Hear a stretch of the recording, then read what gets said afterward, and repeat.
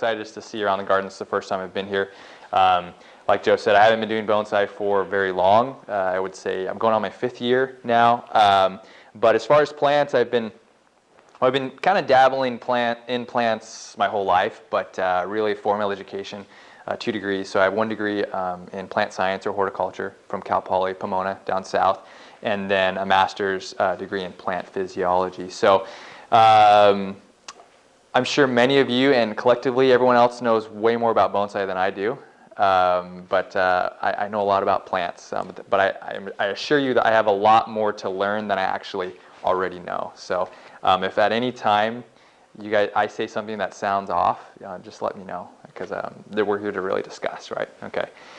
So anyways, additionally, then after this, we're going to have lunch-ish, and then continue something afterwards. Oh, okay. So isn't that like bonsai? I thought I was just going to do a little intro this morning, and now we got this whole day planned. And so just like bonsai, right? We're just going to repot this little tree, and then suddenly it becomes this huge operation, and then now you look around and you're just completely immersed in it. So that's bonsai. Additionally, I am very handsy. I talk with my hands. So I used to have pointers and things like that. My wife advised me that it was better for the safety and health of those around me that didn't have a long pointer. So the first, that's probably okay right now. But I believe I gave a lecture a couple years back. It was one of my first lectures on bonsai down in Southern California in Kofukai, and I had this kind of 3-foot like wooden dowel, because they had a really big screen, and so I was pointing at it, but there were some people that were kind of close to me, and when we took a break, my wife said, let me have that wooden dowel. So I don't use those anymore. Okay. Additionally, all of you have the syllabus, right? Okay. So Joe put that together. I thought that was pretty impressive. Looks better than mine that I use at Cal Poly. But anyways, if there is something that you want to learn that's on the syllabus and I miss it, please let me know. I may not be an expert in that, but we can talk about it, and I'm sure we can come to consensus. Additionally, if there's something on there that you want to learn, or if there's something that you want to learn that's not on the syllabus, let me know and let Joe know, and we can make changes as well. Okay, so we may have missed something, or Joe may have missed something, and I may have forgotten something. Anyway, so I do a series that I've been doing down in Southern California for the last, I want to say 3 years now, and I just titled it The Science of Bonsai. That's not necessarily the title of this. Joe came up with a really clever name, Bonsai Underground. I felt like that was very urban. It's very appropriate for Oakland, but anyways. So I like that. But what I was going to do today, I've kind of taken this and I've altered this presentation. But so what I do is I have 4 lectures generally, and I go through, I try to, if a club has me over, I try to start wherever seems to be appropriate. If it's repotting season, I'll start in the bonsai soils. If it's fall, I'll start in the roots, and whatever it may be. But anyway, so I generally like to cover the whole plant. I don't just normally focus on the roots of the plant, but being a horticulturist, you really cannot talk about plants without talking about their root systems. Plants are, I wouldn't say they're like icebergs, but there's a lot that goes on underneath the soil. And if you don't understand what's happening underneath the soil, then you're really missing out on a lot. And things will happen and will kind of just leave you scratching your head. Okay. So anyway, so I do like this system. I also like the master and student kind of system, but I come from a more traditional, like Joe was saying, kind of the Oxford education system. I do teach at Cal Poly, and we lecture, we talk about different things, and so I think this is good. This is a good system, and I'm sure it'll evolve and tweak and change a little bit. But when you have so many different people from a different culture, the Western culture is just a lot different than the Eastern culture in Japan, and so I think this might take off a little bit. But hopefully we don't steer people in the wrong direction, right? And the other thing is, when you have so many people, so many changing hands, I was glad to hear that you have records. That is so important. I would say that maybe not, we're obviously not the best in bonsai. We haven't been doing it as long as Japan and China. But some things that we do very, very well are other landscape type stuff. Okay, so my thesis dissertation was all on turf grass, sports athletic turf.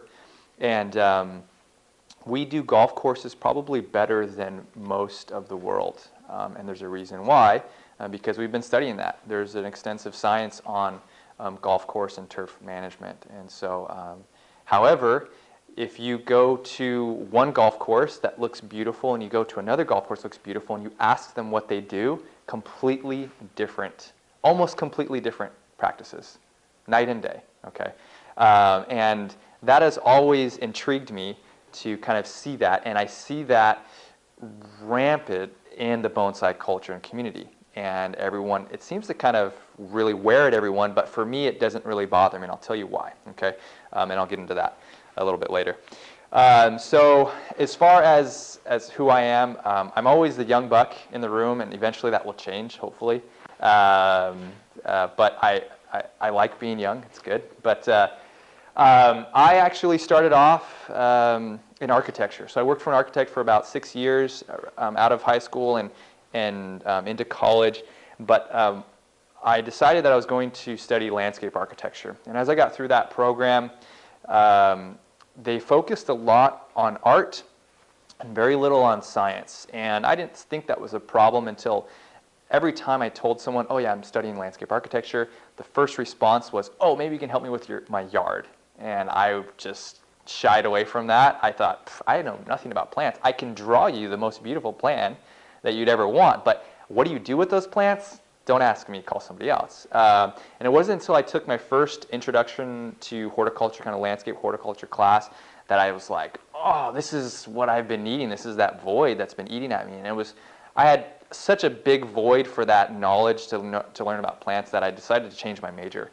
And the economy was slowing down and then really took a dump in 2008, 2009. And so I decided to, instead of, I was going to get a graduate degree in landscape architecture. Instead of doing that, I decided, let's just keep going the plant route. And so ended up doing that. And then I found, somewhere in between all of that, I found bonsai. A friend of mine actually said, hey, have you ever looked at bonsai? And well, at that time it was bonsai, right? And I said, well, yeah, just those little trees in the mall. But he said, no, you gotta Google it and click on images and skip past all the garbage and you'll find something that's amazing. And so I did, and and several hours later of searching, I actually came upon Ryan Neal, who has a very similar background to me. Obviously, he knows much more about bonsai. He's a bonsai professional. I'm not. But he also studied landscape horticulture at Cal Poly San Luis Obispo. So we get along fairly well. So and you'll see some of the things that I tell you.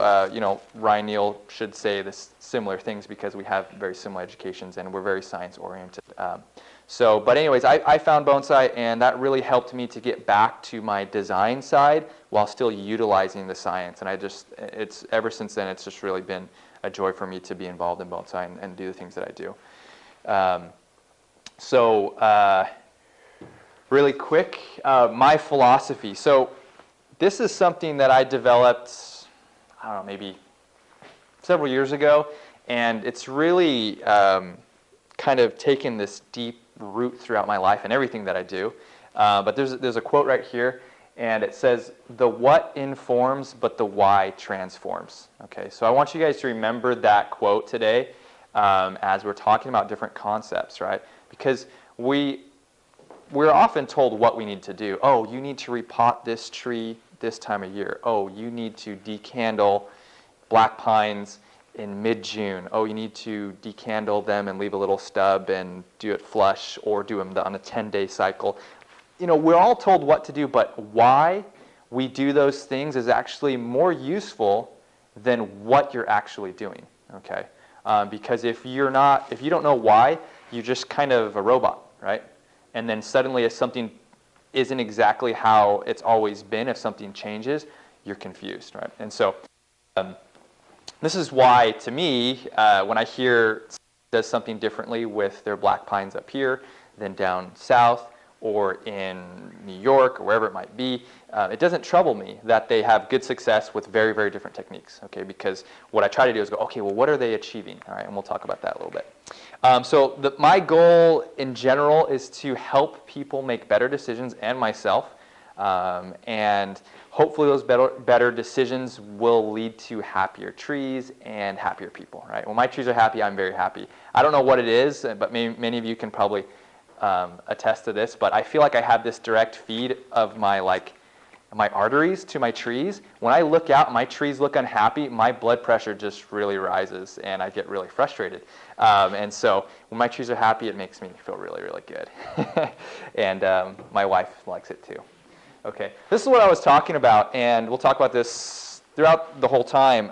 This is that quote about the what informs, but the why transforms. Okay, so I experienced this early on in my education and in my career now. Someone said, well, how do I grow the best tomatoes?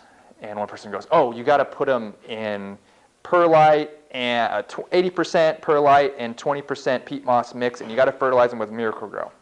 Another person goes, no, I put mine in the ground. I don't use any of that garbage, and I don't use Miracle-Gro, I use Osmocote. And someone else says, no, I go all organic. I only use chicken manure, and I have the best tomatoes in the world. And they all have pretty good tomatoes. So how is that possible? And this is, let me tell you, this is all in the same city. Okay, it'd be different if they're all over the world, but so I started to think, what's going on? Like, this is really frustrating, right? And so this led to a lot of confusion. This is Bruce Lee, if you haven't noticed that. Okay, and he's looking very confused there. And so that's how I felt, and I feel like that's how a lot of people feel. Is that, am I correct about that assumption? There's a lot of confusion going on when someone says, especially about bonsai soils. Just a little spoiler alert, I'm not going to tell you what the best bonsai soil mix is or the components. So, spoiler alert. In case you want to know that, you might have to, I don't know, continue searching for that holy grail. I don't think you're ever going to find it. But I will give you some tools to help you make better decisions, right? Okay. Anyways. All right, so this is what I figured out was the reason for this confusion. And the way that we get over the confusion, all right? And this is this concept of principles and practice, okay? So what are principles? Just kind of a rough, what? General rules. General rules, okay. What else? If we look in the dictionary, if we ask Siri right now on our phone, what is the definition of principle? What would she say? She'd say something about like something that is true, right? Or an underlying concept that is continuously true, something like that, right? So principles are things that, should be true. You could say that there are different moral principles and religious principles, and one religion is more correct than another. But in general, a principle should be something that is true. That's kind of this underlying theme of why things are done the way they are. So the principles can be really the reasons why we do what we do, okay? But generally, principles should never change, okay? So if something is true, it's true. That's just it. There's no change in it. It's not false. It's just true, okay? It's a fact, right? However, practices, what's a practice? What's a practice? How do you define it? What you do, right? Something that you physically do. So that's different. So a principle, you can know all the principles and never act on any of them, right? Okay, but the practice is what helps you kind of complete that, okay? So that's the difference here. So principles never change, the practice may change, okay? So just to give you an example of this, okay, a principle is plants need water for all of their biological functions, right? Many, many different functions, right? Plants need water, that's a principle. Okay, what's a practice? How much water, how often, what time of day? Right. How frequently you water, what type of water you use, drip irrigation, overhead irrigation, hammer sprinkler heads, gear drive, an old-fashioned Japanese can, which I really like, the really nice, expensive Masakuni attachment for the hose. You guys all seen those, right? Or a nice brass hose attachment and all that. Or drum. Dram, actually. Dram makes a really nice attachment with that 900 holes, right? That's amazing, right? Well, who cares? Right? The whole point is, so we get water to our plants, right? But look how many different practices there are. Is one right and one wrong? No, okay. but is one more effective than another? Totally, right? That's what we all fight about. Okay, so in horticulture, what I figured out is there's no right or wrong answers. That's just, and life is really that way. Would you guys agree? Okay, I'm young at life, so I mean that's what I'm asking you. I mean I don't know. I'm still learning things, but so there's really no right or wrong answers. And when you can get over that hurdle, when I got over that hurdle, it really helped me to open my mind and open my eyes, right? So I remember the first time someone showed me bonsai soil. I was actually at the Huntington Gardens down south, the GSBF collection there, and it was David Wee and Mel Ikeda, and this was my first real introduction to bonsai, and I just happened to be at the gardens, and I went to their show, their exhibit, and they were doing a little demo, and they bonsai soil, and it looked a lot like every other soil. And I looked at it and I thought, what is that, dog food? And I was a horticulturist, and I just looked at that and I thought, that is terrible. Nothing's going to grow in that. And I was almost offended in a way. And then I left that day and I thought, they use that stuff. And that's in all those trees that look amazing that I could never grow, I learned a lot that day, but the biggest thing I learned is that there's no wrong answer. Someone throws something at you and you kind of take it at face value and go, wow, I need to think about that a little bit, okay? And then I was able to finally realize, well, how do those things actually work in the soil? How do plants respond to them? And why do they use what they use and all these different things? But at first, that was really hard for me to swallow. But now that I've kind of changed the way I'm thinking, there's really no right or wrong answers. There's just advantages and disadvantages, okay? And we weigh those options, and we make the best decision we possibly can, right? Right? Okay. So this is how I felt in grad school the whole 3 years. And if you feel like this at all anytime today, I sympathize and empathize with you. I understand. So please let me know if something's way over your head or it's just coming too fast. You need some time to write notes or something like that. We have a lot of time today, and so we can go as slow as we want. Okay, this presentation that I've actually have today shouldn't go too long. Okay, I think we're going to go 1 hour on the video. Where we're at right now. I'm not trying to get out of anything, but no worries.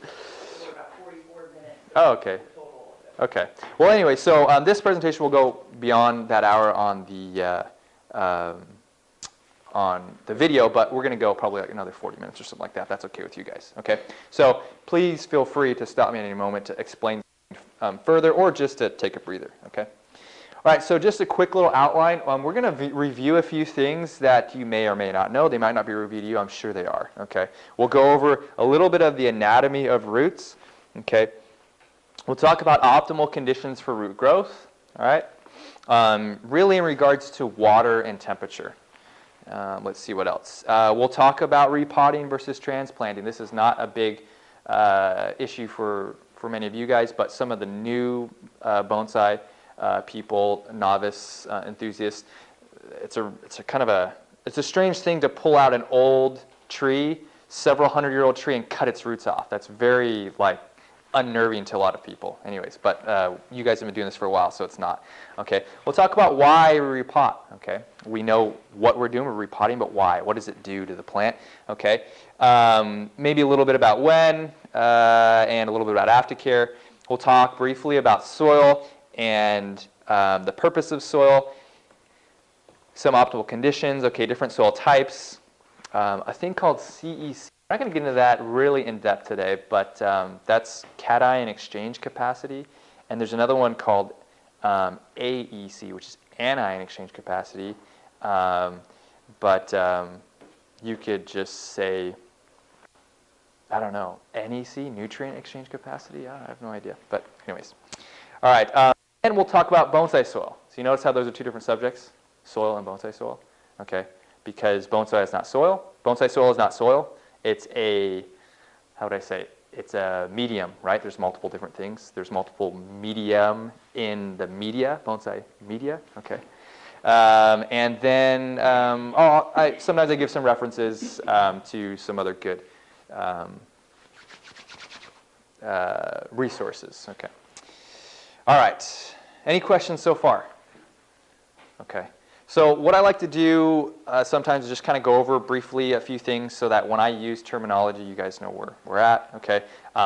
This is not, the golden, solid set in stone rules of terminology. Terminology is used different ways, but just for me in this purpose, and I may use both terms or not, but so just quickly the anatomy of a bonsai tree, okay? Sometimes I'll refer to the foliage, okay, as the crown of the tree, okay, or the canopy, all right?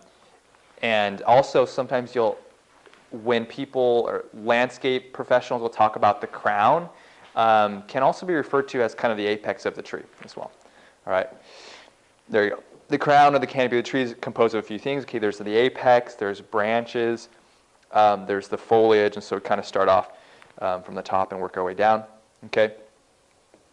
And then there's the trunk, all right? And the trunk has a different couple components, okay? So there's this other word again, crown, all right? Sometimes we'll talk about the crown of the trunk or the roots, okay, the root crown, okay? And that's really just the base there.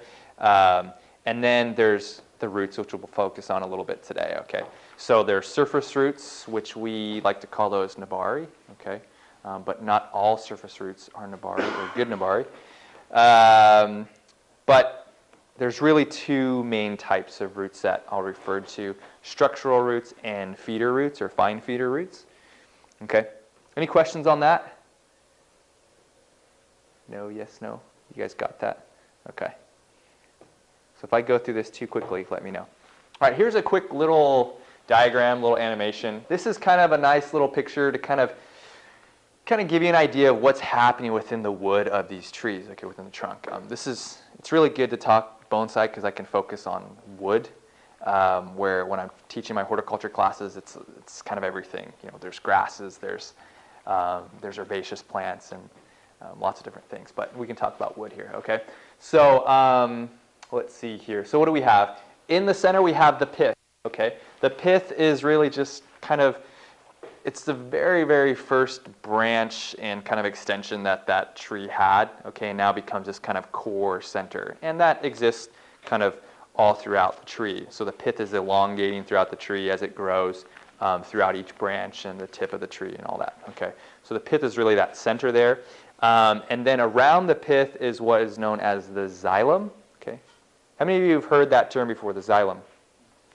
Okay, everyone. All right, cool. Okay, so that's the xylem. And then outside of the xylem, still part of the xylem, okay, and this here is called the sapwood, okay? The sapwood is a fancy term for the first year's, or the current year's growth, okay? So it's still xylem, still functions the same way.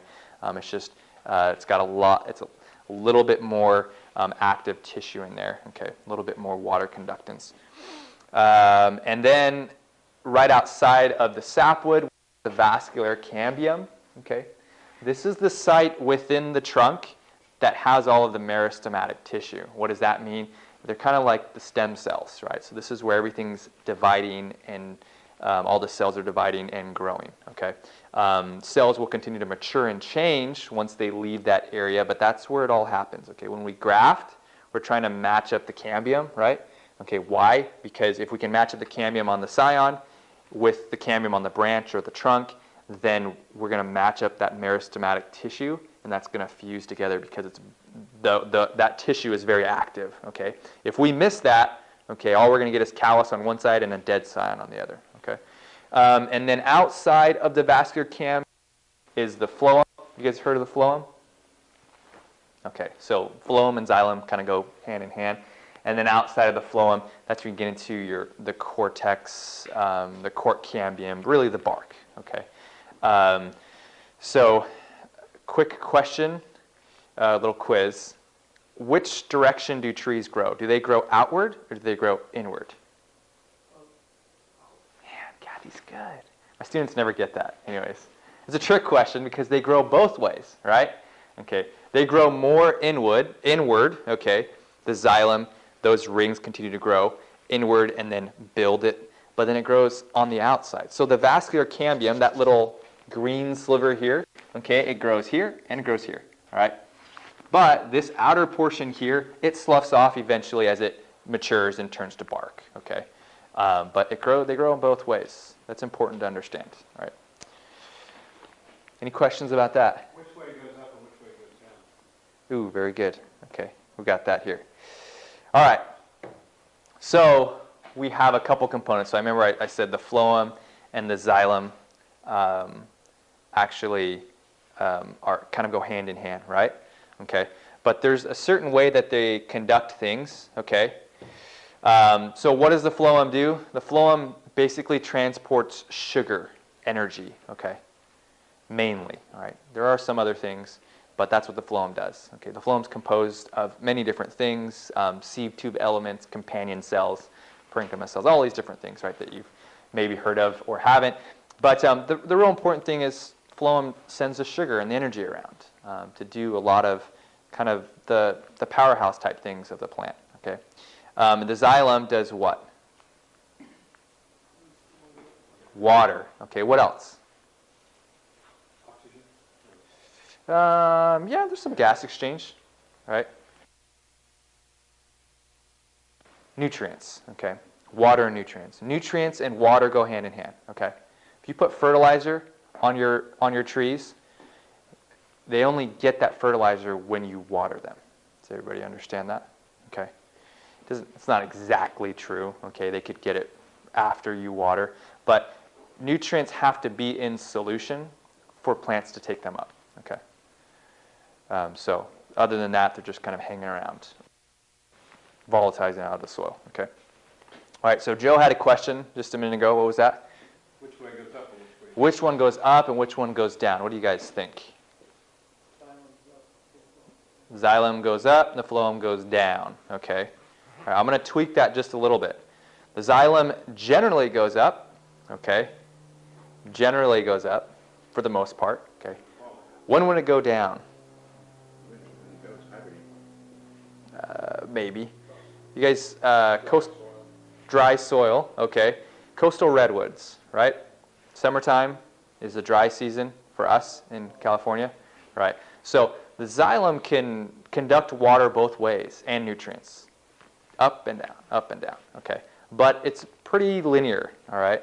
Linear in the fact that it goes up the trunk and out the branches, but it's still kind of that, it's very polar, right? Okay. However, the phloem, Joe says, goes down. I'm going to change that. I'm going to say the phloem goes wherever the heck it wants to, okay? It goes anywhere that the plant needs sugars. It will start from, the sugars originate where, well, from photosynthetic material, from the leaves, okay, we know that. That's why our trees need sunlight, okay? But the sugars go wherever the tree needs energy. So if you defoliate your tree, okay, and the sugars were rushing down to the roots before that to generate new root growth, but now you defoliate, okay, something's going to change in that plant. It's going to go, oh, wow, we don't have the leaves we need to function, to photosynthesize, so now we're going to redivert some of the sugars back to where they need to be, which may be to generate new leaves, okay? And so sugars really go to what we consider in the horticulture industry as sinks, okay? So sources of sugar are the leaves, okay? And the sinks is anything that needs to grow. So they may be flowers, they may be the tips of the branches, they may be buds that are trying to set, they may be new leaves that are emerging, it may be roots, new roots that are generating, okay? It may be callus tissue that's forming around a scar that we've just made. Okay, whatever it needs, it will send sugars to that, okay? And every plant and tree does that differently, okay? Pines will send that sugar almost anywhere and kind of wrap a little bit more. Junipers tend to go, we're not going to go left or right, we just like to go up and down, right? Okay, so, but the phloem generally goes wherever the plant needs the sugar, okay? As far as if you want to say the traffic of it, the way it conducts it, okay? All right, any questions on that? Okay, so these are important concepts to know when we start getting into things about, actually, it's always important to know this stuff. I can't even tell you when it's important to know one concept and not another because I kind of have this really holistic approach to plant care, right? And so knowing how all these things function will help you to make better decisions. Question. Yeah. Does foliar feeding work? Does foliar feeding work? It definitely works. Does it work better on some plants than others? Definitely. Does the application of when and where you put the foliar fertilizer matter? Of course it matters. What's the best way to do it? I have no idea. Don't ask me. That's the Yeah. question. Yeah. That's the one. I know. That's what I'm looking for, right? Yeah, Kathy. I have to say, when you're saying it wrong, because we were taught, our teachers would always say, look, that's a secret. Yeah. Oh, yeah, there we go. There we go. All right. So foliar feeding is very effective. Okay. It's restrictive, though. Okay. So foliar feeding is based off of the fact that, and we're actually not going to go in this today because we're not talking about the shoots very much, but there are pores on the tree trunks, but they don't function the same way. But there's pores on the leaves.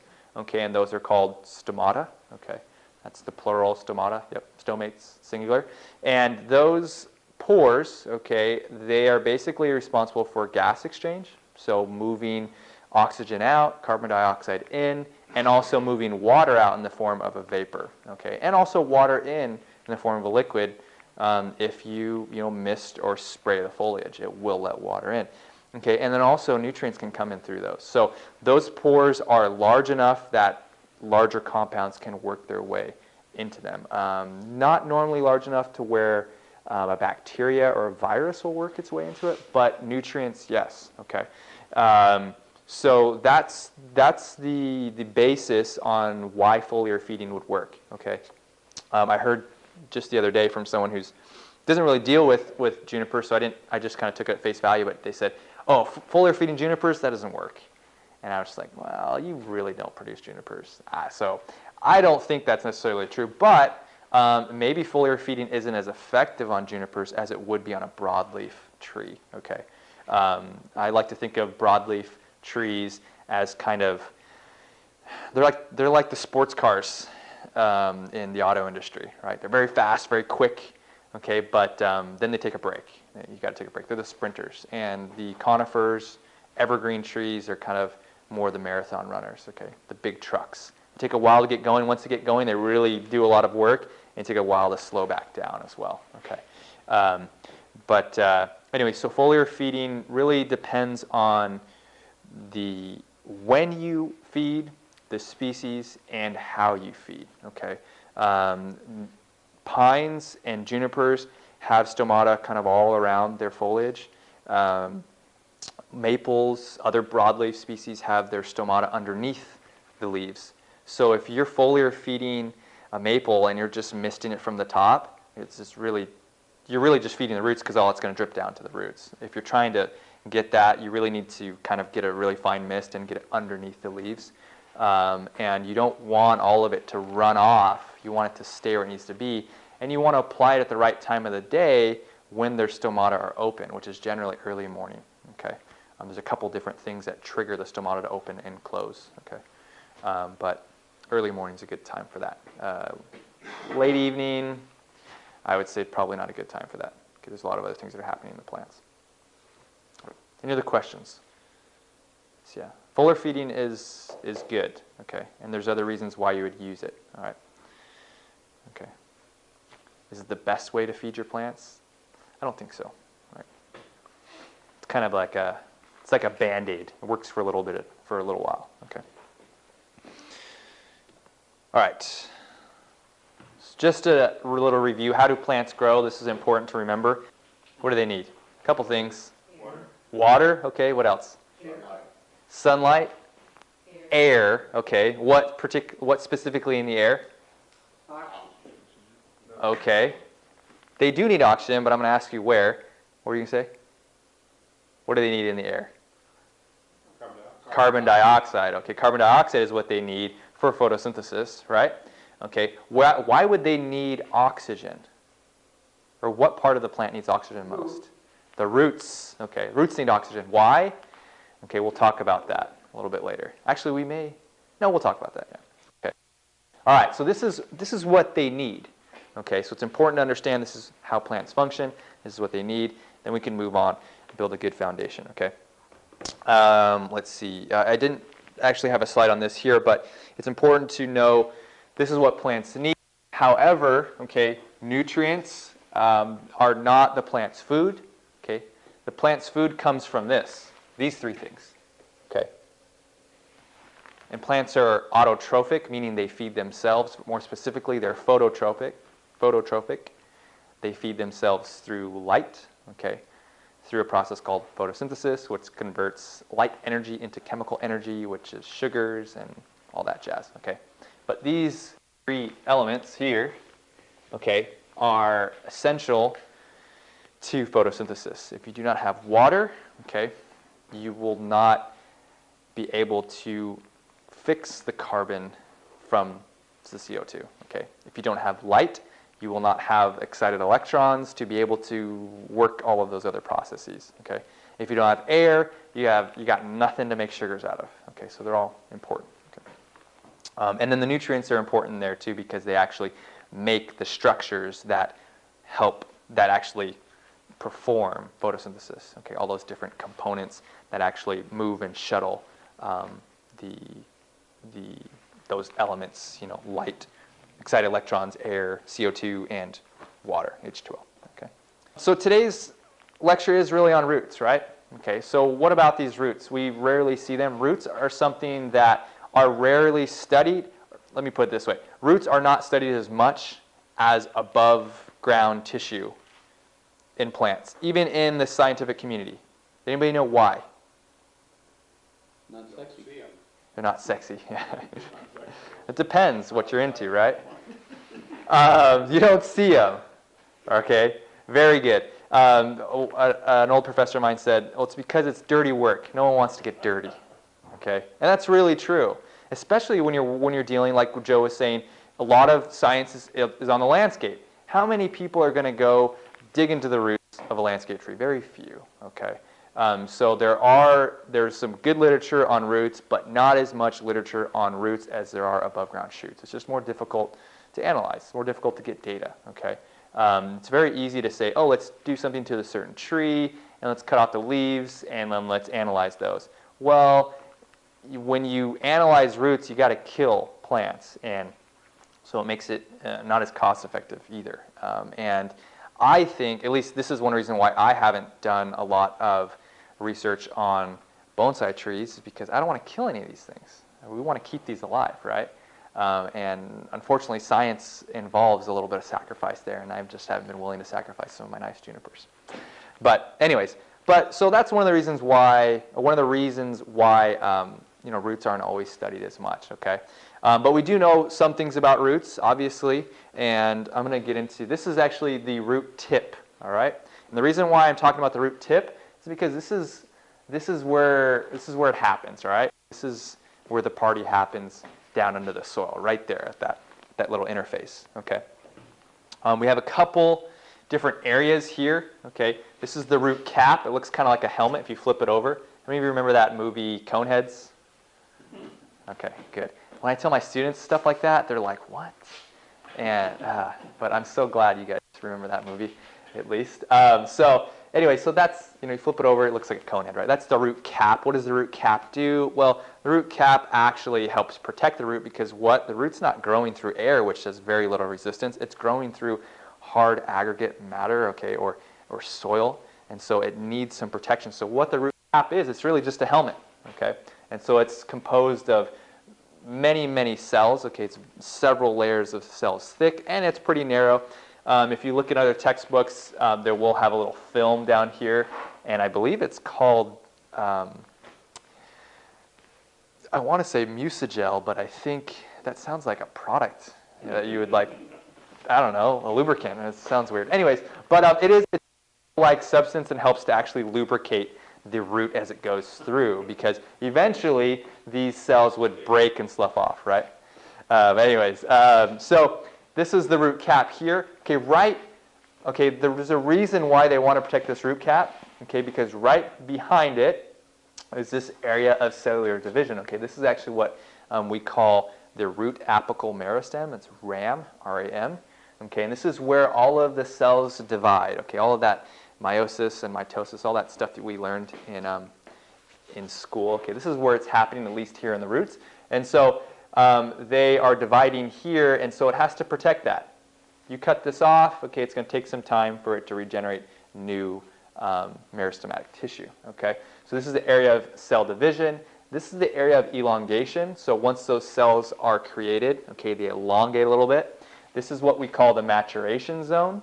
And this zone here is very small. We'll talk about that. And that's where the root hairs are produced, okay? The root hairs are just one cell. So the hair is actually one individual cell, and it comes from the epidermal tissue of the plant. So it's this outer layer, and they turn into these root hairs, okay? Beyond that, actually, the hairs die off, and the cells are still there, but they just become kind of hardened epidural cells. This is the maturation zone. This is, yeah, so this whole thing, this is the ram right here, but this little zone right here where there are root hairs is only 4 centimeters, okay? Roughly, give or take. Different species are different, okay? And those root hairs, those cells exist as root hairs on an average from 1 to 2 days. If the plant is growing, if it's in its growing season. If it's not, obviously they'll last for several months, okay? But generally it's 1 to 2 days, right in that range, okay? So those roots are always advancing and growing, and these cells that are elongating are becoming root hairs, and then they live for a couple days and then get past to this point, and then they die off. So, and that elongated cell, okay, or root hairs are really just an elongated cell. So it's really interesting because if you've ever taken out maybe grass roots or something like that, you can actually see the little feather-like, it almost looks like a little feather, okay, and you can see those little root hairs, and it's interesting because that's one cell. They're very large cells, at least they elongate, so you can see it with the naked eye. So why am I talking about this little area? Okay, you guys have heard the term fine feeder roots. Okay, this is where the money, this is where everything happens. Okay, and so if this was Ryan, he'd say that's money right there. Anyways, no, but this is where 80%, close to 80% of all water and nutrient uptake happens right there, right in this area here. Okay, right. And they only last 1 to 2 days. Okay, but then they're replaced by other cells as well. Okay, so all that happens in that very, very delicate area. Okay, so when we repot trees, we destroy this area, no doubt. Okay. But if the tree is healthy, we do everything that we should, okay, it will regenerate those areas very quickly and then just start getting back to business. Okay, so this is where everything happens in the roots, almost everything. Okay, any questions on that? Okay, that isn't all of the fine feeder roots, but that's the tip of the fine feeder roots. That's what's happening right there. Okay. All right, what else do we have here? Okay, I want to talk about a little bit about optimal root conditions. And if you look at that range there, that is a very large range. Okay, you could probably narrow it down between 50 to 85 degrees, a little bit more. But the reason why I put that is because, or actually go up to 95, really because there's different species, right? That doesn't mean that although an optimal range for one species may be 65 degrees, doesn't mean roots are not going to grow at 85 degrees, okay? But their range is right in that little area, okay? So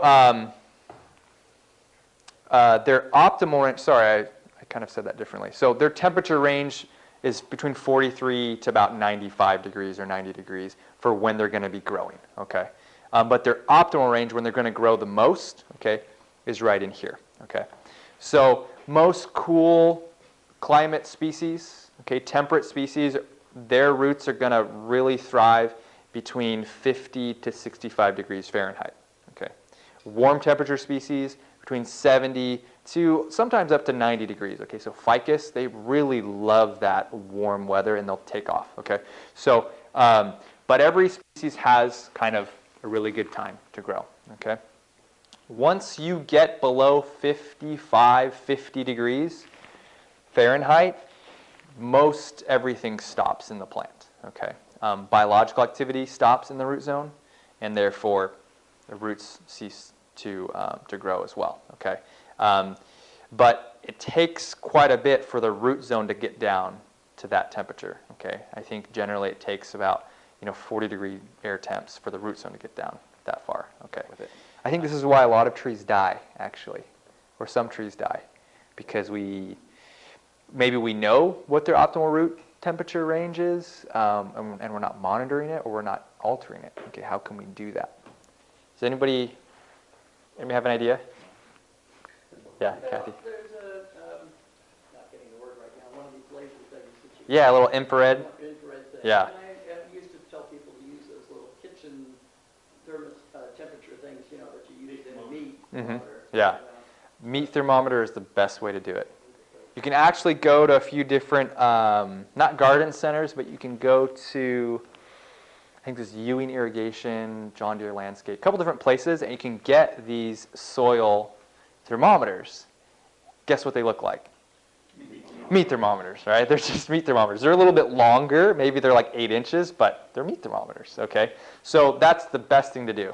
And so I generally have 1 or 2, maybe 3 meat thermometers around stuck in a few pots here and there. And I just leave them in there. And it's really interesting. And then I have some thermometers on my benches, laying on the bench or laying on top of the surface of the soil, and then some that are hanging. And their range is all over the place. The ones that are hanging, maybe on a day that's 75 degrees, it's 75 degrees. But on the surface of the soil, it's like 85. Why is that? Well, there's radiant heat in there. And then in the soil, it's probably about, in the 60s or something like that. But it's really interesting. But that's what I would do. Okay, monitoring the soil, meat thermometers, best way to go. If you go to your local Safeway or whatever, and the meat thermometers are $10, go to a 99-cent store and get them. And just go through them like crazy. Yeah. What material are your plants growing in the pot made of? Oh, as far as Your plants. oh, everything from wooden boxes to nursery cans, and then also bonsai pots. Yeah, plastic, clay, and/or wood. So what I try to do is actually have different meat thermometers in different types. Right. Trees that are cooler, they're in the same atmosphere. If they're cooler, they're using more water than this other tree. Okay. Are you measuring the temperature of the pot when you're lasering it, or the soil? So if you use the infrared, the laser, you're measuring the temperature of the thing that the laser is hitting. Yeah. So that one wouldn't really be very effective for measuring what the temperature of the internal soil is, right? So a meat thermometer would be best, but that one's a very handy tool to walk around the garden and see kind of what's happening. Okay. We use those in. Yeah, that was one of my main tools in grad school, and they sell them now pretty inexpensively at Home Depot and Lowe's, because a lot of contractors and home inspectors will come in and use them to shoot at the ducts to make sure that the air conditioner is working. No, ducts with a T. Yeah. So when you say, is there a particular name of the device? Or just I would just call it infrared thermometer. Infrared. Yeah, infrared thermometer. You can just go to Home Depot. Oh, I need one of those thermometer guns. Oh yeah, we know where that is. Yeah, there you go. What's an example of a warm climate species? Ficus is warm climate. Yeah, tropical, right? However, olives would be more warm climate. Okay, they are somewhat temperate, but climate species, maples, oaks could be also somewhat warm climate, but exactly. And so, so that's why I kind of keep those terms really general. Okay, but yeah, it depends on where they grow, where they originate in nature. Yeah, Gordon. Is there a source that has optimal growing temperatures for species? Ooh, that is a good question. I wanted to know the optimal growing temperature for, say, coast live oak. I'm gonna have to say no. However, I'd probably refer you to like Sunset Garden books, but they're gonna say just like what their minimum, the USDA zone or the Sunset zone is this, right? But there's Got to be some PhD student somewhere. I don't think I'm doing that. when it comes to science, there has to be a really big problem, right? So if there's a problem with oaks, they're dying out or something like that, sudden oak death, if the temperature had something to do with it, then they would start looking at that. And so that's how science is driven. Science is driven by either really big hearts or really big pockets, right? And so if it has very little economic or environmental value to them, they're really not going to spend the time to research that. But that doesn't mean there isn't information on, you know, root temperature and root moisture, all these different things. But you just have to really get out there and sift through the literature to see what's applicable, what's not. There's more, I would say there's more literature on conifers because they have larger forests. And so the Forest Service has done a lot of literature on that. And there's some literature on you know, oaks and things like that, but you know, it's really dependent on where they are, what the problems are. I know there's a professor at UC Riverside who I worked with, and he does a lot of literature, or he does a lot of research on what's called xylem cavitation, or embolisms, basically when there's air that's put into the xylem of the roots, and that happens in very dry conditions. And so he studies that on oak species and other species. But root temperatures, things like that, yeah, that's difficult to find one source. You really just kind of it's kind of like a needle in a haystack type of thing. Yeah. I found more of that kind of stuff in the tropical world when I used to do almost solely tropical bonsais in particular. Okay. There's Yeah. a lot more literature written on soil temperature for the It's very possible. Yeah. in individual species books. Okay. Yeah. Interesting. All right. Any other questions? What do we got? Yeah. What about in the nursery trade? I mean, I would think for, say, somebody that's a nursery like. You're right. wholesaler, Yeah. That would be an important thing. And something they would want to know. So economically, I would see that would be driven in that particular industry. Very, very true. So, for example, in the golf industry, okay, and then most horticulture industry, the way they work is everyone kind of has a certain set of ground rules and principles. They know how things work horticulturally, but then everyone tweaks things a little bit differently, right? And that's based on product. So how does that work? A sales rep comes and says, hey, we got this product and this works really good. And normally the sales rep is going to tell you exactly what you need to do so that their product functions well, because if they sell your product that doesn't work well, they're out of business, right? So, and that's kind of how things evolve and research is made and new products come out. So in an area such as maybe Oregon, where they're producing a lot of maybe conifers or nursery stock material, they're going to say, hey, this is really important to us for nursery stock material because we have colder temperatures and we need to start propagation before spring shows up, and they're going to know that. However, if it's maybe a small scale nursery and they're like, well, we don't really start propagation until the season really warms up, then they're really not going to care what those temperatures are. But if you have a really large operation and they're working with, hey, we produce a lot of trees and we ship them out as soon as we can, they're going to have more information on that. And so, yeah, that's good. Well, Yeah. Or Oregon, Right. their nursery association, which is pretty big. Right. There's a not Western Garden Show, but there's a really big convention and conference. I guess a convention up in kind of the Portland area every year. I think I was up in that area last time, but I missed it. But anyways, it's like the nursery capital of the United States is really in Oregon. But as far as what I would do for species-specific type things, I would look for nurseries that produce a large quantity of that species. For example, up in Oregon, there's I think it's Stanley & Sons. They focus on propagation of conifers. Now, I'm not saying they have good bonsai material, but propagating conifers, I'm sure they have it down to a T because on what they need their root temperatures to be to get optimal growth and the fastest result possible. Okay, so that's probably what I'd look at. As far as literature, unfortunately, a lot of the people that know what to do aren't writing books, they're doing it themselves. And so that's kind of how horticulture is. So that's where I would go to. That'd be my go-to. Find someone in the industry that's doing something similar to what you want to do. Or do a research project, yeah. Where would you put azaleas? Would they be a cool species or a warm species? I would say more of a cool species. I'm not saying obviously they don't tolerate frost, right? but they are a cool species. They're more shade tolerant. They're not really a warm species. However, azaleas, under the right conditions, their root systems can definitely tolerate, up in the 70s. Okay, so there are obviously those ones that bridge the gap. I would say this range here, the cool climate species, this is really like high mountain species. They really, take off at that, but they slow down after that, above those temperature ranges. Okay. However, there are always exceptions. Okay, a young species might do something differently, or a young specimen might do something differently than an older specimen, and vice versa. Trees might act differently if they've been in the garden in a different climate for a long period of time than when they're freshly off the mountain or in the mountain. Okay, so there's different things like that as well. Okay, so, all right. So we get that covered? Any other questions? Okay, did I confuse you enough?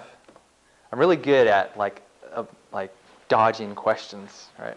You have to be good at doing that in the science world because I don't know all the answers, but we try to help find the answers. And so best way to find the answer is to dodge a bullet every once in a while, and then you might find something. Repotting, what is it? Okay, this was just a really quick definition I gave it. Okay, it involves extensive disturbance of the roots, removal of old soil, and pruning of the roots. Okay, I feel like that covers most repotting. All right. And what's transplanting in the horticulture world? Okay, moving a plant from one pot or a location to another with minimal root disturbance, and often no root pruning. Sometimes root pruning if it's root bound or there's circular roots or girdling or something like that. The tree can tolerate it. But this is the difference here. Okay, this is what everyone else does. Okay, and this is what us crazy folk do, right? Nobody wants to do this and risk the health of the tree. But we do because we know that if we do not do this, the health of the tree is severely compromised over a long period of time within a pot. Okay, most everyone else starts off trees in pots just so they're easy to handle while they're growing to get them into the ground. Okay, we put trees in pots because artistically, aesthetically, it looks better. Okay, and so very, very different. All right, so why do we repot? Why do we prune those roots off? Get rid of the heavy roots. What does that mean? More room for new roots. Okay, so what happens when you cut a root? You got a root growing, you cut it. What happens? Regrows. Hopefully it regrows. Hopefully it regrows. How does it grow? Yeah, fine feeder roots. Sometimes it'll split into two. If it's a very large root, if it doesn't die off, sometimes it'll split into like 15. Okay, if it's a pretty large diameter, or sometimes it'll just do one. Okay, it really depends on the aftercare, how vigorous that specimen is, what specimen it is, and when you've root pruned. Okay, and so ideally, you cut one root, you get two small ones. One big root, you get two small ones. Okay. And then very similar things happen above ground as they do below the ground. Okay, and so let's see. All right. Oh, these are other questions. Before we get on to that, something that I briefly touched on, but we'll talk about that maybe more later. Roots. Okay, there are two main types of roots. There are big fat roots. Okay, those are structural, really structural roots, and there's some storage, energy storage involved in those roots, okay? And then there's the fine feeder roots. Why do we want fine feeder roots? Keeps the tree growing, and what was the other one? Stores a lot of energy. Okay, so the big roots store a lot of energy. So what are the fine feeder roots? It says you said keep the tree growing. What does that mean? Transfer liquids and fertilizers. Very good. Okay. How does the tree continue to grow? Well, it needs water. It needs nutrients. Okay. It needs the fertilizer that we give it. So if we have very little fine feeder roots, that results in a very bad situation. Okay. Especially if we're continually watering these things and those roots are sitting in water. Okay. What we call free water. Free water is bad. Anything free actually really is bad eventually because you pay for it, right? Free water in the root system, very bad for roots, okay? Because free water means they're robbing oxygen from you when you're not looking, okay? So free water means very little oxygen, saturated conditions, okay? And so you have to make sure that you have a good, healthy amount of fine feeder roots, so you're always taking up oxygen, water, and nutrients, and the tree can continue to grow, okay? And the tree's always trying to extend further to get more nutrients, to get more water, to get more oxygen. And so if it continues to do that for a long enough time in the pot, okay, what happens? It gets root bound, gets bound in the pot. Okay, the roots start to get thicker, they lignify, they get larger, okay, because that's just what happens in nature. What happens to the soil? Okay, it breaks down, it gets compacted, okay. How many of you have ever purchased a nursery plant that has been so root bound in the soil, you pull it up out of that pot, and there's almost no soil in it? Okay, that soil breaks down, decomposes, especially in the nursery industry. They're using a lot of organic material. Okay, it's literally physically ran out of soil. It's incredible. And that's why those roots are just going crazy. They're trying to find every resource they possibly can within that pot. Okay, and then that leads to a decline in vigor and health and all those things, right?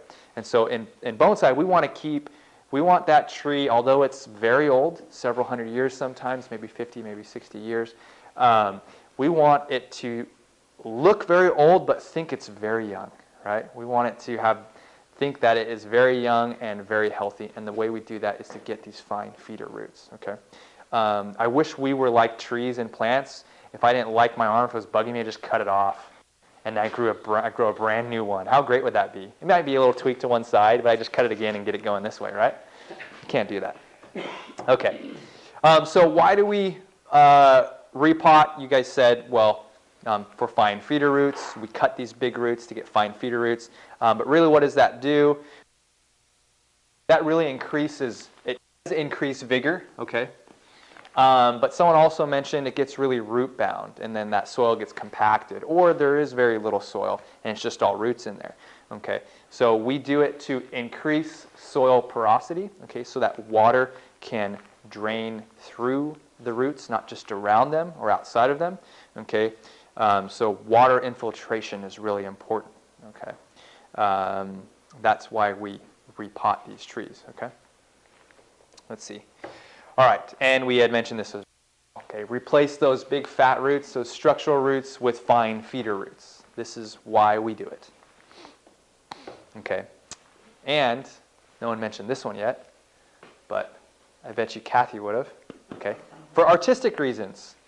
The tree is at the wrong angle. We think it could be a better angle. Okay, we've restyled it. Maybe a branch died off. It was a great style, but a branch died off 10 years ago, and now there's a better angle. Okay, so we repot it. We change the angle. Maybe the pot cracks, or the pot is not as good. We find a better pot for it, something like that. Okay, maybe we have nothing better to do, which is not true. Anyway, so these are the reasons why we repot and root prune. Did I miss anything here? Anybody disagree with me, or can we add anything to this list? There are more specifics, right? Okay, but generally, yeah.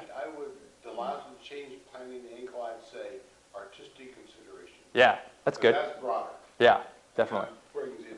Right, because you might not change the angle, you might just change, or you might keep it exactly the same, but just want a different pot, right?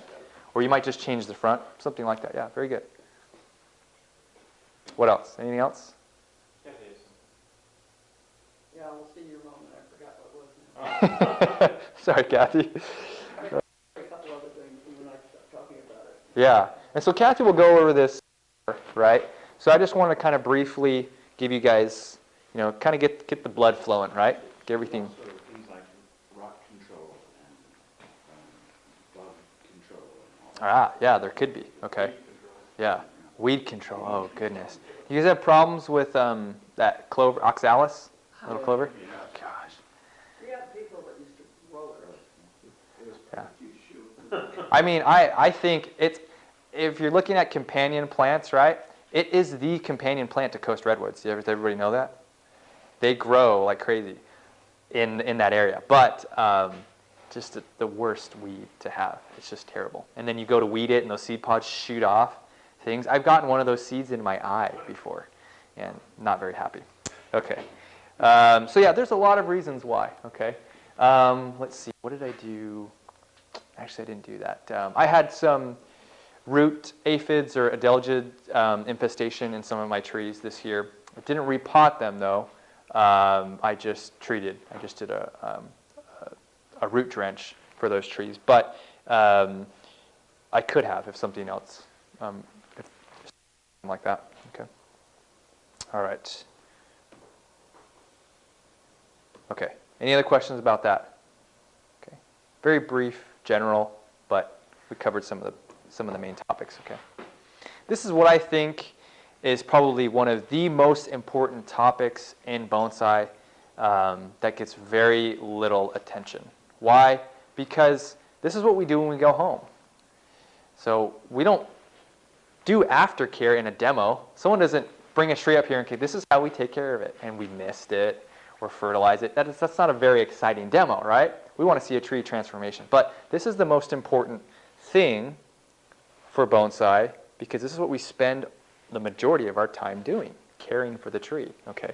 So after we do extensive work such as repotting, okay, maybe heavy styling, maybe it's defoliating, whatever it may be, okay, aftercare is the most important component to bonsai culture, I think. Okay, because if our tree dies or suffers because of what we did to it, we're just going backwards, right? So as far as repotting, okay, what are some of the principles associated with that? Okay, we talked about why we repot our trees, okay, but as far as the plant, the trees themselves, okay, there's different components, okay, what do the roots do again? Yeah, Joe? The transference of water and nutrients. Right, so they transfer water and nutrients from the soil up into the tree. What do you got, Gordon? Well, I'm Yeah. gonna say, what do? They grow. Yeah, oh, they do. They grow. Okay. And now, what do the leaves do? Provide sugars. Okay, they provide sugars. Okay. So they work hand in hand, right? So they all do their part to work together. Without the roots, the leaves would not exist. Okay. Without the trunk, all right, the roots, there would be no connection between the roots and the leaves, right? And vice versa. All of those things work together. So when we repot the tree, what are we doing? What are we physically removing? The water source. We're removing the roots that provides the water and the nutrients for the leaves. Okay, so that's very severe, right? Okay, so how do we care for our trees afterwards now that we've done something so severe? Okay, we can't just put them back out on the same bench in the same spot. Maybe if our work wasn't very severe, but generally we don't. Okay, or we shouldn't. All right, we should treat them differently. All right, so it's important to think of these different things when we work on our trees, to think of how are the trees functioning, what's going on. Okay, when you defoliate a tree, when you defoliate a Japanese maple or something like that, or partially defoliate, when you style a tree and you remove foliage because there's maybe too much and doesn't work with the design, okay, is the tree going to be using the same amount of water it was right before you did that? No, not at all. Okay, so if we go and water it the same way or water it more because we think, oh, it needs more water because we've removed some stuff, that actually could potentially be more detrimental than you would think. Okay, so we have to think of these very basic concepts, okay, water, light, nutrients, okay, to make sure that our aftercare is appropriate for our trees. Okay, so repotting trees, it's important how we water them. It's important where we put them. It's important what temperature they are. So all of these things. So we may put them in the sun. We may put them in the shade. Hopefully put them in the shade for a little bit. Put them out, take them out of the wind. Okay, maybe mist the foliage, but not the roots. I would put a tree in the shade and mist it or use an anti-transpirant for the exact same principle. Okay, so that it doesn't use water as fast. Or if it is using water, I'm misting it to provide it with water because I know the roots aren't going to be able to provide as much water as they were before I repotted it. Okay. Hopefully everything turns around very quickly. The tree's very healthy and things. Okay.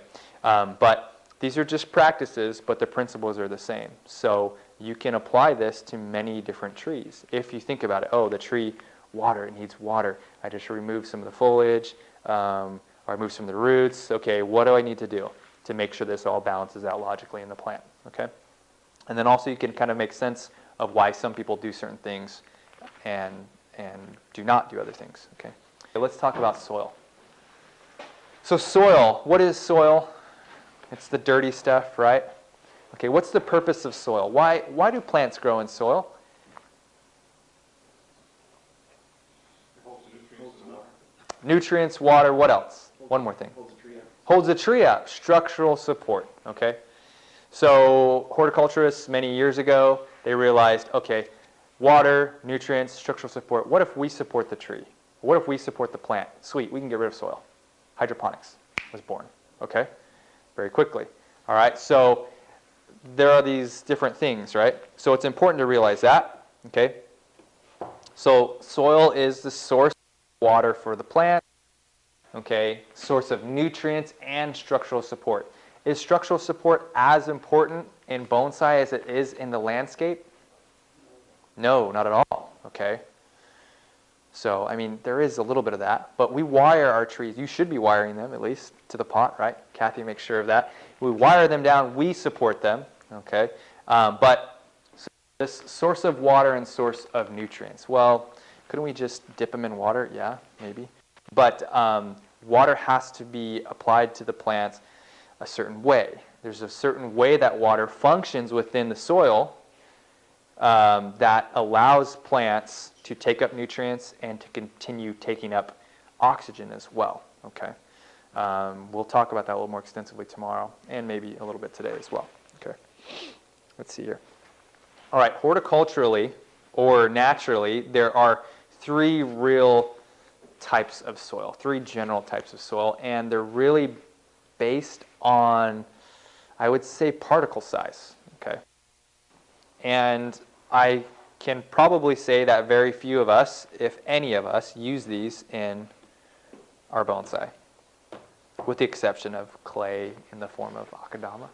Okay, sand, larger particles, silt, medium size, clay, very small particles. This is soil in the horticulture world. That's why when we use bonsai soils, bonsai media, it's really not soil compared to what the other landscapers and things like that use, okay? Like I said, with the exception of some of these other materials such as akadama, which is composed of clay. Yeah, Kathy? Well, you say it's composed of clay, but my feeling is it's not really. When we would walk in the akadama in Japan, the red dirt, it didn't stick to your feet. Right. It's more the silica that's in it that makes it look so well. Okay. It doesn't have that real clay. Right. Well, some of the crap maybe does, but Yeah. most of the good stuff does not. Okay. So, yeah, so maybe a lot of the good akadama doesn't have a lot of clay. But the other thing is, clay is actually not bad for plants, okay? It's a combination of like clay and lots of water or lack of oxygen, those things, all right? So akadama is very unique. I think it is composed of certain clay, but it also has other elements. But what's unique about akadama is not what it's made of, it's the structure, the way it's structured. That's very unique. And there are other components. There are other soil components that what's unique about them is the structure. For example, pumice. Okay, some people, I read this thing online the other day, and I tried, by the way, just a word of advice, stay off of those forums, like crazy bonsai forums. But, you know, you can do whatever you want, but that's my advice. Anyways, there was someone who put a post on Facebook, and they had said something about soil, and a lot of people know I dabble in that, and so I made a comment, I said, I'm not going to open Pandora's box, but ... and then it just opened wide open. There were just hundreds of comments, and it just went crazy. But some person was saying that, oh, you can't grow plants in pumice because pumice is glass. Plants don't grow in glass. And I'm like, tell that to everybody, because they do, right?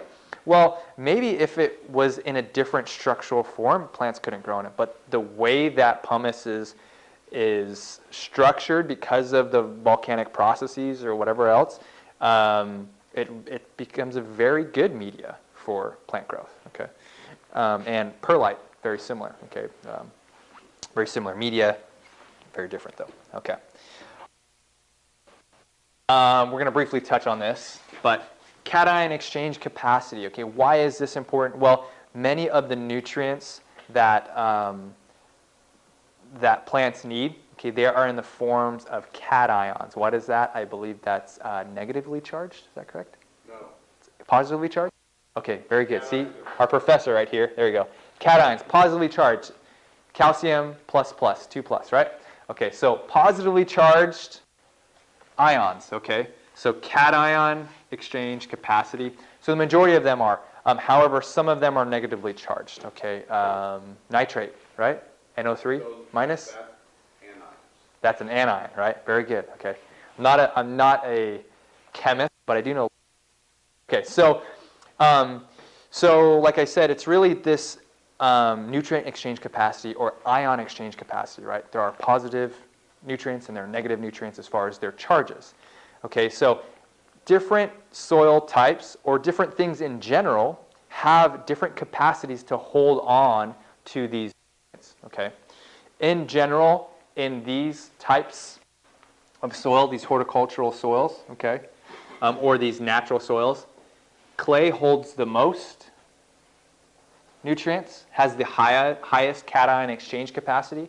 Okay, why is it called, well, we know why it's called cation, okay, or ion exchange capacity, because it holds some ions, some nutrients. Why is it called exchange?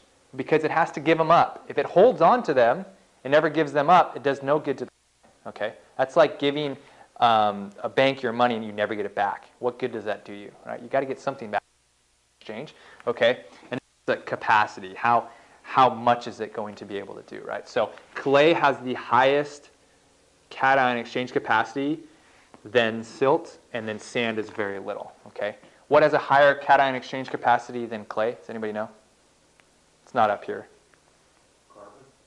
Organic material, okay? Organic material has a very high cation exchange capacity, holds on to water and nutrients very well, okay? Certain carbons, activated carbons, hold on to nutrients too well, and they don't let them go, okay?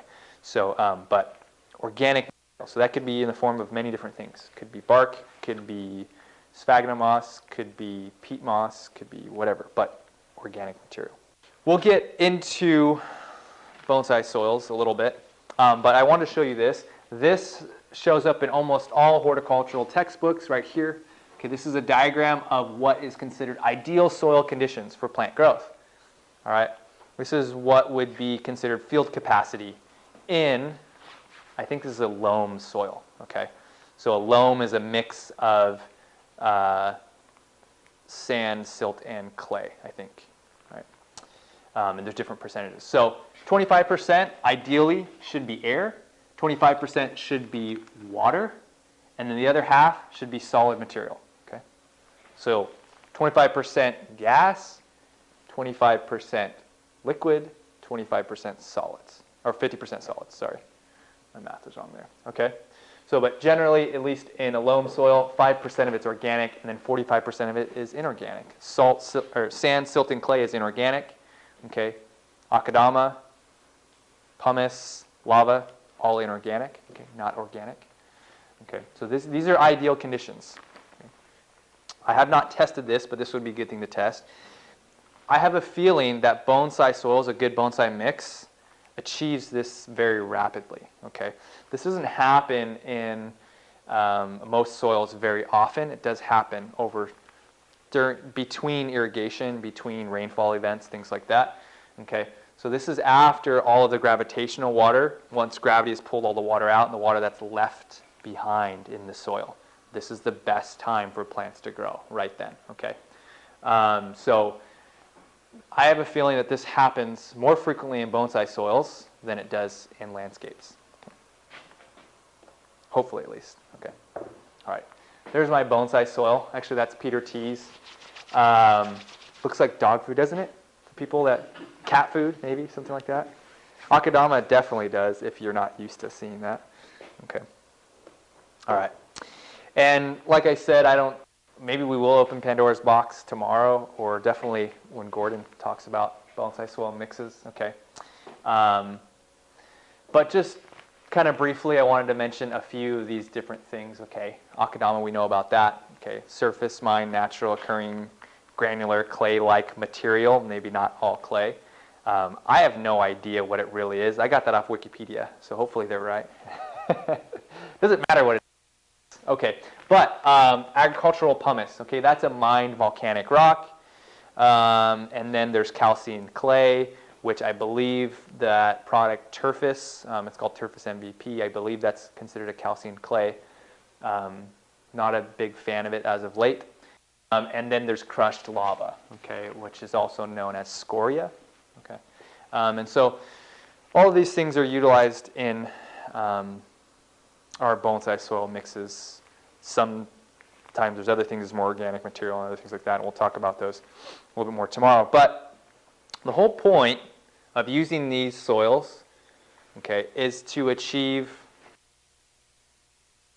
this, okay, and to make sure that there's adequate water, there's adequate air, and that there is some ability to hold nutrients, okay? Some ability to hold nutrients, all right? So that's what's important, okay?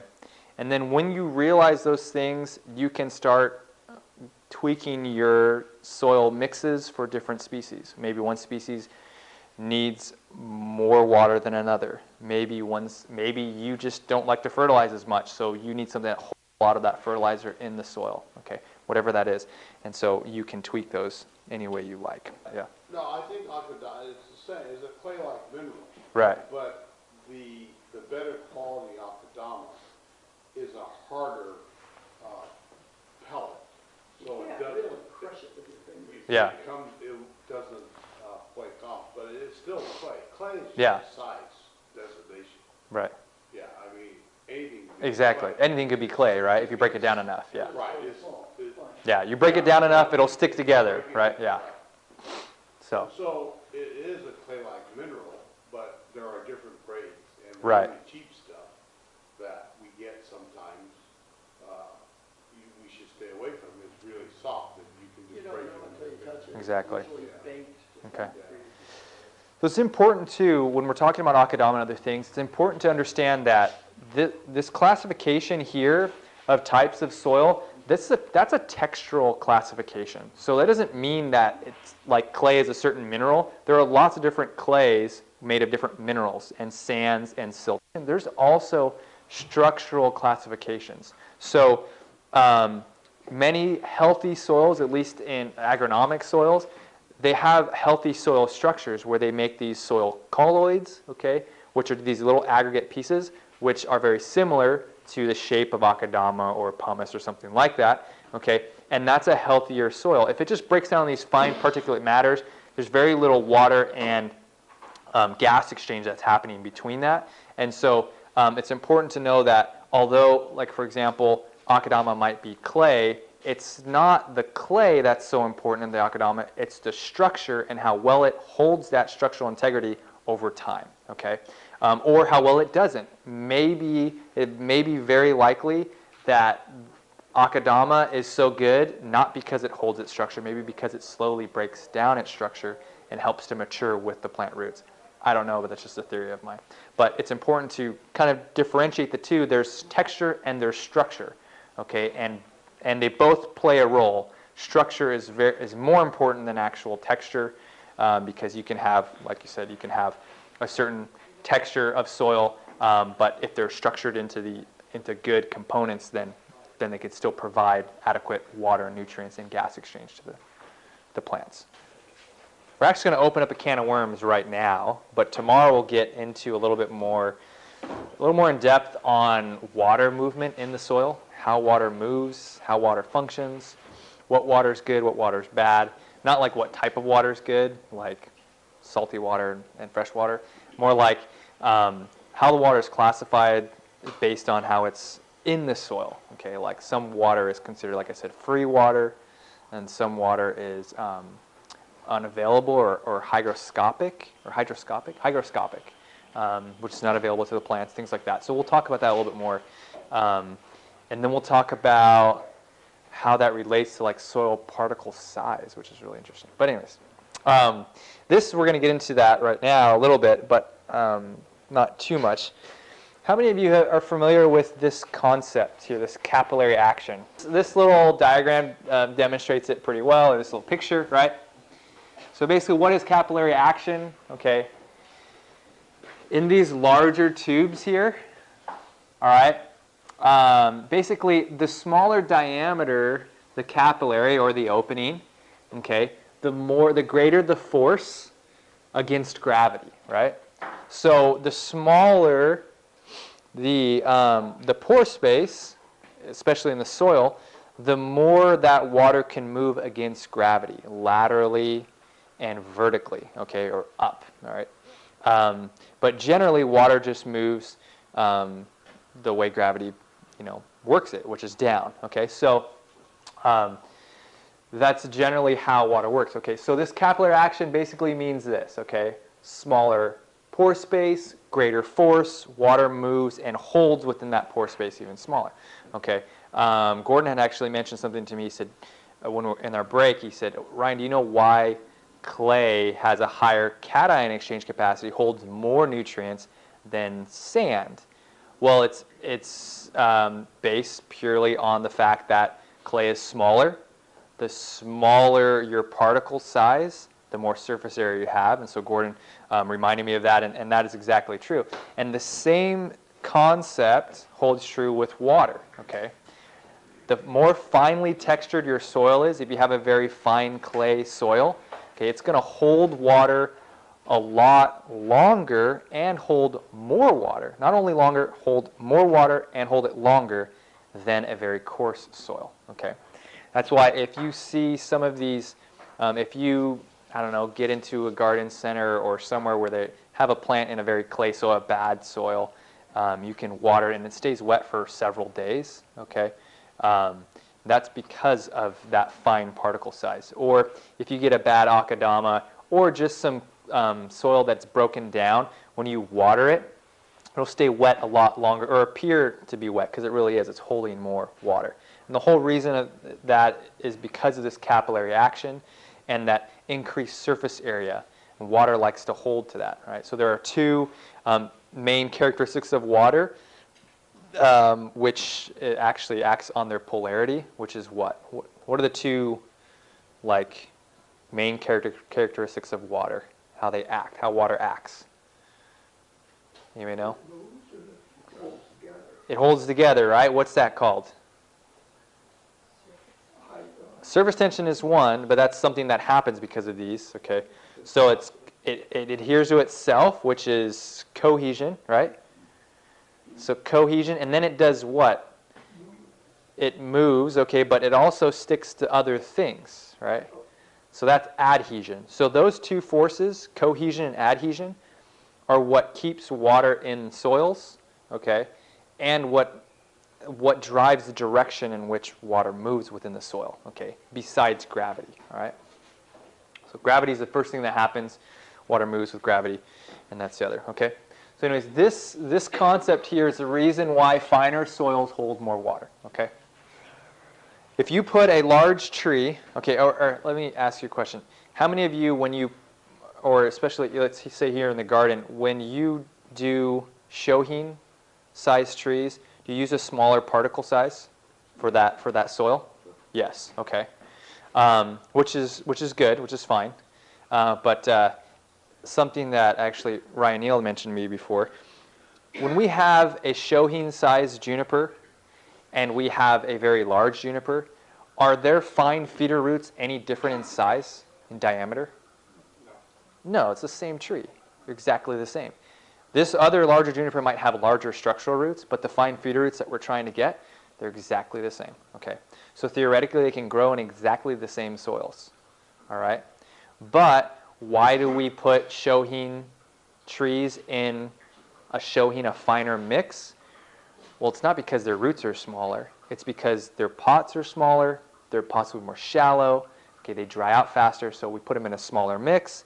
It holds more water because there's more surface area. Therefore, we can water not like all the time, okay, constantly watering them. So it gives us a little bit more leeway, all right? So that's why it's important to understand this concept, because you can alter the watering requirements for your trees basically by changing not only the soil media, but also the particle size, okay? You guys get that? All right. So if you're the type of person that, you work from 8 to 5, you water at 7 a.m., you can't water until 5 o'clock, you might want to go with a smaller particle size, okay? Unless you are like me and sneak home during your lunch break, take a 2-hour lunch, right? It's not because I like to just hang out, it's because I want to take care of my trees. Anyways, all right, so this capillary action is something that I want you guys to keep in mind, especially when we go to this next little slide. What's the drainage layer? What's this thing that we do when we're repotting our bonsai trees? What's the first thing we do after we've prepared the pot and figured out what pot it's going to be, which is the most difficult thing, right? Kathy and I are having a discussion about that, how every tree here has about 15 different pots. But so after we've done all that and we're getting ready, we've decided what pot the tree is going to go in, we've prepared the pot, we've prepared the drainage holes, put the wire in, whatever it is. Now we're getting ready to repot this tree. We've already taken it out of its other old pot. Okay, what's the first thing that you would normally do? Put a larger soil size at the bottom. And what do we call that? The drainage layer. Okay, very interesting. All right. Tomorrow I'll show you a few diagrams on how water moves through the soil, different soil particle sizes, but we would call it the drainage layer. Yeah, Kathy. I'm going to say something about it. I always use it as a place where there's a water reservoir. Aha. Hold in there.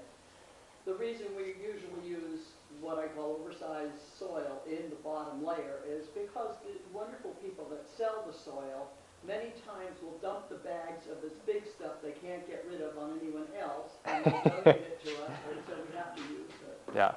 Well, that is actually very important, okay? So one of the things that, we call it the drainage layer, but actually Kathy knows what it really does, okay? And I'll talk about, and it's one of my theories basically because it's based off of this soil science principle and how water moves through soil. We call it the drainage layer, but if we understand the principle of capillary action, that water is held more tightly to fine particles than larger particles, okay, what happens? So let's say we had a column right here, okay? And in the column, we filled it up with 3/4 inch gravel, okay, about halfway, and then the other half, we put just sand in it, okay?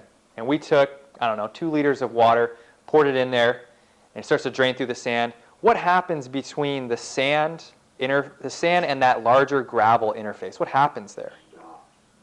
It stops. Why does it stop?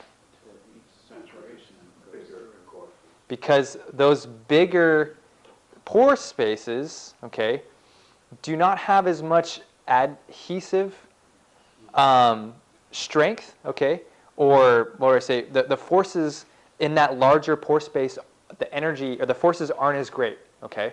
So the cohesion of water and the forces of adhesion in the finer soil above is stronger than what's below it. So that water actually will sit in that sand layer above. And so that large particle size below, the large gravel below, actually does the opposite of drainage. It reduces drainage. You guys get that? It literally slows down drainage, right? And this is what Kathy was saying about a reservoir. Well, if we're using a good soil mix, we have plenty of drainage. Look at this stuff. Like I said, it looks like cat food, right? It's very porous. It already has plenty of drainage. So we need to actually do the opposite. We're not trying to get more drainage. We're trying to get some more water storage, okay? And so maybe it was lost in translation from Japan, but I have a feeling that the Japanese know exactly what this does in the soil, okay? It's not necessarily drainage, but it has to do with water reservoirs, water stores, and a lot of other things, okay? So we call the drainage layer, it's an erroneous term, all right? It could be called, I don't know, the non-drainage layer, retention layer, something like that, okay? Because that's literally what it does. It didn't dawn on me that this happened until I was visiting a golf course, and there's a thing called the perched water table, okay? Think of it as a bird that perches up on a branch, right? So in golf, okay, there are what we consider engineered soils. There's lots of different engineered soils, but soils that are put together to do a specific thing and act a specific way. So the United States Golf Association, the USGA, has put together this specification for what is called a USGA specified green. And it's based on this perched water table concept. We'll show you exactly what that is tomorrow. But basically what it is, it's a bonsai pot. It's a finer textured soil above and a larger gravel beneath. And the whole purpose of that is for water to drain, for water to hold in that upper layer of soil. And then when it gets enough water, what will happen, it'll flush just like a toilet. And it'll go whoosh. All the excess water will leave, and then there will be water remaining that it's stuck to the soil particles, and then air will be replaced by it, okay? And then that's a very healthy root system for a golf course putting green. Why are they concerned with a golf course putting green being such a healthy system? Well, because that's where, do you have any golfers here who plays golf? I'm a terrible golfer. I spend most of my time looking at the grass instead of, yeah, right. So, but most golfers, they spend the majority of their time where? What do you think? On the green, if they can get there. But if they get there, they spend the majority of the time on the green. Walking back and forth, looking at the ball, looking at the shot, missing their shot, trying to take their next shot, all of that stuff, right? It's all on the green. There's a lot of stress, a lot of traffic. And if anything goes wrong in that game, who do they blame? Do they blame themselves? They blame their equipment and the grass and the greens crew, all those people, right? And so the greens are very stressed out. Most greens, most high quality greens, those grasses are mowed at just under 1/8 of an inch. Can you believe that? The majority of the plant is at 1/8 of an inch. So basically it's on the fence between life and death all year long pretty much. And so they have to make sure they keep a very healthy root system. And the only way they can do that is by making sure that they have adequate water, adequate nutrients, and things like that. And so when I realized that, I thought, wow, isn't that how our bonsai are? Right on the verge. Sometimes when we do some of this really intensive work, we wire the branches, we bend the branch, we do stuff like that. Sometimes they're right on that edge there. Or even if they're not, we want to keep them as healthy as possible. And so, so what I'm saying is that I don't think this concept of a large particle size and a smaller particle size above that in the bonsai pot is a bad concept. I think we're calling it the wrong thing by saying it's a drainage layer. This concept has worked for many, many years in Japan for a good reason. And so what it is, I think, is because it actually allows some of that water to be retained in the center of the pot to get that tree from when it was just water to its next watering till we water it again, okay? And so that's what I think the drainage layer really is. So maybe we should call it something else. We should call it a reservoir layer. We should call it, someone said a CYA layer, right? In case you can't get back to your garden fast enough or something like that. I've also heard of some other theories that it may create an air space between the roots and the pot at the base, and therefore allow for a little bit better gas exchange or something like that. So, it's a theory, and maybe it works. But have you had a chance to talk to Ryan Neal about this? Yeah, and he has a good background similar to you. Uh-huh. So he spent a lot of time in Japan, so and his Japanese is pretty good. Right. So he should be able to talk to Kimura about Exactly. And so Ryan Neal's actually, he's always experimenting with this concept. And I think he's got it down. But he was one of the ones that actually shared that idea with me, that he thinks it allows for air space to be created and more gas exchange to happen within the root zone. So that was one of his theories. However, I know he has experimented as well with putting a finer textured soil underneath and a larger textured soil above. I don't know how that experiment went, but I'd have to ask him. I'll ask him in a couple weeks when I'm up there. So, but it's interesting to think of the way things are presented, what we've been told as bonsai, and then to look at, okay, what's really actually happening? Is it really drainage? Is it really not? Okay, so this is interesting. So when you are repotting a lot this season, take a look at that and see, your plants are probably going to be fine if you don't put a drainage layer at all. But if you have that large particle size, great. So kind of interesting. Anyone have any questions about that or comments? Yeah. What I see in most of my pots or trees when I repot them is that there's masses of roots down at the bottom. Yeah. Even in that drainage layer, right? Yeah. Why do you guys think that is? What do you think? Any theories? Yeah.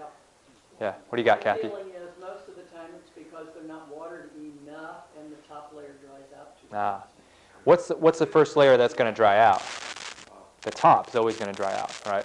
And so that may be one of the biggest reasons. The other reason may be, well, it's time for repotting for a reason. It's been in there a long time. There's not much more room left. That may be another reason. But I think most of the reason why, okay, there's a couple of reasons why roots congregate at the bottom of the pot and the sides of the pot, okay?